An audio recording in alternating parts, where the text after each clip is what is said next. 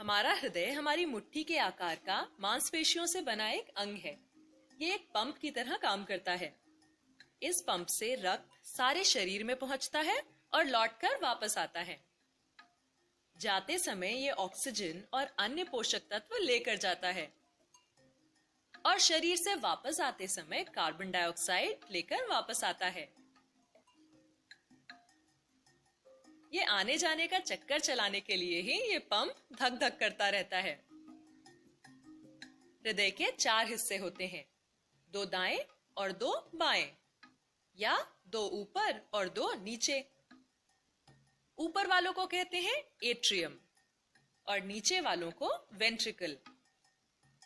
तो ये हुआ बायां एट्रियम और ये दायां एट्रियम। तो नीचे वालों के नाम क्या होंगे? बिल्कुल सही, बायां वेंट्रिकल और दायां वेंट्रिकल। हृदय में रक्त लाने और बाहर ले जाने के लिए मानो पाइप या ट्यूब यानी नलिकाएं होती हैं, जिन्हें रक्त वहनियां कहते हैं। यहां से शुरू होकर पूरे शरीर में रक्त की छोटी छोटी नलिकाओं का एक जाल सा बिछा रहता है। क्या तुम अंदाजा लगा सकते हो कि अगर इन सारी नलिकाओं को जोड़ दो तो कुल लंबाई कितनी होगी? 1 लाख किलोमीटर के करीब, यानी मुंबई से दिल्ली और वापस के 50 चक्करों के बराबर। यहाँ जो नीले ट्यूब दिखाए गए हैं वो बताते हैं कि इनमें अशुद्ध रक्त है। अशुद्ध का मतलब इसमें ऑक्सीजन कम है। और शरीर के ऊपरी हिस्से यानी सर और भुजाओं से रक्त यहाँ ऊपरी ट्यूब पर आता है और पेट, पांव इत्यादि निचले अंगों से इस निचली ट्यूब में आता है। दोनों मिलकर इस दाएं एट्रियम में कम ऑक्सीजन वाला रक्त छोड़ते हैं। इस एट्रियम का सिर्फ नीचे की तरफ यानी सिर्फ एक तरफा खुलने वाला एक वॉल्व है।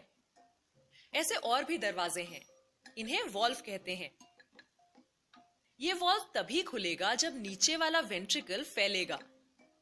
तब अशुद्ध रक्त यानी कम ऑक्सीजन वाला रक्त वेंट्रिकल में आ चुका होगा और उसके पीछे वाला वॉल्व बंद हो चुका होगा, यानी वो उल्टा नहीं खुलेगा।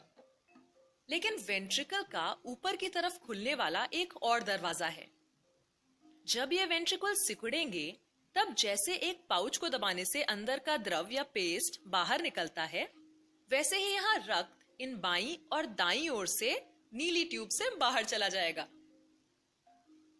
लेकिन ये बाहर जाके आखिर जाएगा कहाँ? बाकी शरीर में नहीं, बल्कि फेफड़ों में।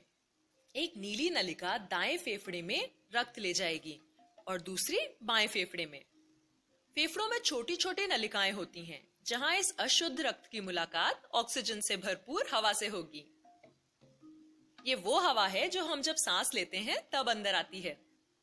अब ये रक्त लाल हो जाएगा क्योंकि अब इसमें ऑक्सीजन आ चुका है। ये लाल रक्त फेफड़ों से एक बार फिर हृदय की तरफ जाएगा और हृदय में बाएं एट्रियम में अंदर आएगा। यहाँ पर भी एक तरफा खुलने वाला एक वॉल्व है। जब वेंट्रिकल फैलेगा तब यह शुद्ध लाल रक्त वेंट्रिकल में खिंचा चला आएगा और जब वेंट्रिकल सिकुड़ेगा तब यह ऊपर खुलने वाले वॉल्व से बाहर सिर, भुजाओं के लिए पेट और पैरों की तरफ जाएगा।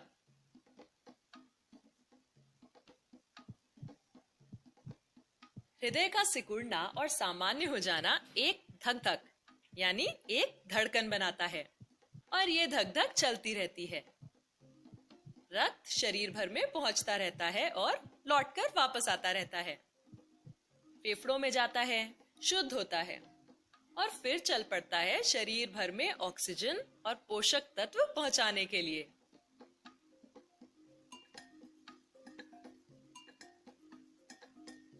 शरीर से वापस आता है कार्बन डाइऑक्साइड लेकर, जिसे छोड़ देता है फेफड़ों में। तो ये थी कहानी हमारे रक्त परिसंचरण तंत्र की, जिसके कारण हम जीवित रहते हैं।